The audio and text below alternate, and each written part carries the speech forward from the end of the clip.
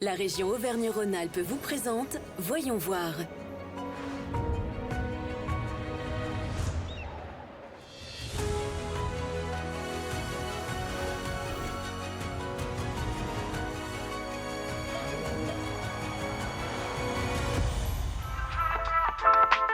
Cette semaine, dans Voyons voir, j'ai testé pour vous un week-end évasion dans la région en utilisant uniquement des mobilités durables. Équipé d'un VTT à assistance électrique, au départ de la gare de Lyon-Part-Dieu, mon point de chute sera Saint-Gervais-les-Bains en Haute-Savoie.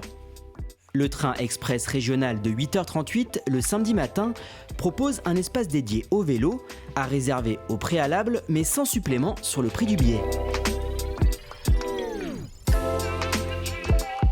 Il est tout juste midi et quart et me voilà arrivé à Saint-Gervais-les-Bains, juste en face du Mont Blanc. C'est ici que je retrouve Julien Dio, moniteur VTT. Depuis la gare du Fayet, nous empruntons directement le Valais 1, la toute nouvelle télécabine qui permet de rejoindre le village de Saint-Gervais en 5 minutes. Puis, via l'Alpin, les pistes du domaine Évasion Mont-Blanc. L'équipement, financé à hauteur de 9 millions d'euros par la région Auvergne-Rhône-Alpes, a été inauguré en août 2024. On a la portée la plus longue de France sur un télécabine. On est entièrement équipé donc, en système économique endurance, des technologies de pointe dans le but de pouvoir avoir une amplitude horaire importante. Et on a très peu de maintenance sur cet appareil-là. Un mode de transport utile au quotidien pour les habitants locaux, comme les collégiens et les lycéens qui n'ont pas forcément de véhicule, mais également pour les touristes de passage. Nous, on s'en sert pour la première fois et on le trouve très bien et la vue est très sympa au-dessus des thermes de Saint-Gervais. Avec Julien, nous partons à la découverte des sentiers autour du village de Saint-Gervais. Au programme, 3 heures d'excursion entre le Mont-Joli et le Mont-Blanc, où nous profitons notamment de la vue sur l'église Saint-Nicolas de Véros.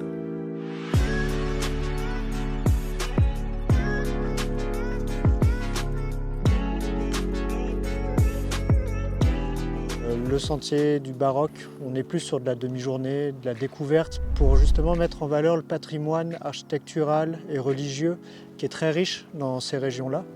Et après, il y a aussi les itinéraires en front de vallée dans le Val-Montjoie qui permet de faire une boucle justement jusqu'à Notre-Dame de la Gorge et qui permet justement de découvrir un peu la moyenne montagne tout au long du parcours. Julien propose des excursions en groupe à la journée ou la demi-journée. Il est également possible de louer un VTT électrique sur place. Le printemps est déjà là, on est à peine sorti de l'hiver qu'il y a déjà des activités qui sont accessibles en moyenne montagne. Et l'avantage justement d'un village 4 saisons, c'est que chaque saison a ses spécificités qui sont totalement différentes de la précédente. Il y en a vraiment pour tout le monde, aussi bien les adultes que les enfants, avec un domaine assez familial. La station est elle-même labellisée Famille Plus. Donc il y a la piscine, les tennis, on peut faire de l'escalade, du parapente, du VTT, de la randonnée. Enfin bref, tous ceux qui aiment les sports de pleine nature sont vraiment servis ici.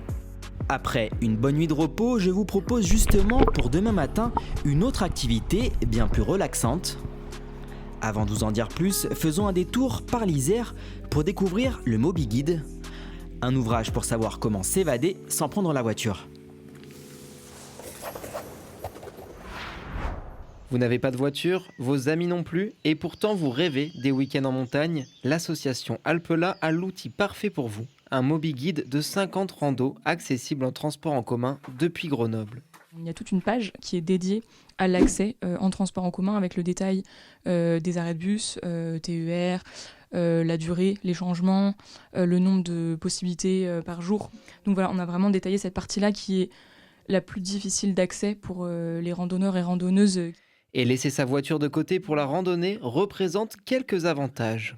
Ça offre au contraire plein de possibilités et de nouveaux itinéraires créatifs et qu'on ne verra pas ailleurs, notamment les traversées. Surtout que le transport représente 52% du bilan carbone des séjours en montagne. Mais plus que l'argument environnemental, il y a plein d'avantages, c'est hyper reposant en termes de charge mentale, on s'installe dans le bus et puis on est tranquille. Pour construire ce livre, l'association s'est rendue sur les lieux, a fait du repérage, a documenté les différents moyens de transport et leurs affluences, puis a tout condensé dans ce guide, comme pour cette sortie dans le Vercors. On est au-dessus du parc de la Poya, au-dessus de Fontaine. Donc on se dirige vers les Vouillants. Et pour venir faire cette rando, on peut prendre le tram, la ligne A depuis la gare de Grenoble, et en 10 minutes à peu près, on est à son terminus. Et ensuite, la rando démarre dès la sortie du tram. Car l'un des premiers freins au transport en commun est la difficulté d'accès aux informations autour des horaires et des points de passage des bus. Malgré cela, les transports en commun pour aller en montagne trouvent leur public. Il suffit de voir un dimanche matin à la gare routière de Grenoble le nombre de sacs de rando qu'on va voir avec des bâtons. L'association qui souhaite continuer de développer l'accès à la montagne à toutes et tous de manière environnementale continue de chercher des nouvelles sorties possibles en transport en commun. Pour le moment, le livre est disponible dans la majorité des librairies de l'agglomération pour une vingtaine d'euros, mais aussi en libre accès dans les bibliothèques. Retour à Saint-Gervais, en Haute-Savoie, pour découvrir une autre activité, le spa thermal des Bains du Mont-Blanc. On est environné par les sapins, on est face au massif des Fils, donc face à une très belle montagne. On vous proposera un accès 2 ou 3 heures et pendant ce temps-là, vous avez accès aux 3000 m² d'eau thermale à travers 6 bassins, mais aussi à travers des alcôves de bien-être. C'est une eau très minéralisée et gorgée d'oligo-éléments. Et puis, on s'est rendu compte par le biais d'analyses dès 1815 qu'il y avait quelque chose d'incroyable. On a poussé les analyses en 2017 et on s'est rendu compte que c'est une eau qui voyageait pendant 6500 ans dans les entrailles du massif du Mont-Blanc pour se gorger du soufre, du zinc, du bore, du magnésium. Et cette eau est reconnue par l'Académie de médecine pour ses propriétés anti-inflammatoires, cicatrisantes et apaisantes. Après cet instant bien-être au milieu de la nature, vous avez la possibilité, à moins de 200 mètres, d'emprunter un autre moyen de transport pour rejoindre le village de Saint-Gervais. Tout comme le Valéen, l'ascenseur des Thermes a été inauguré en 2024.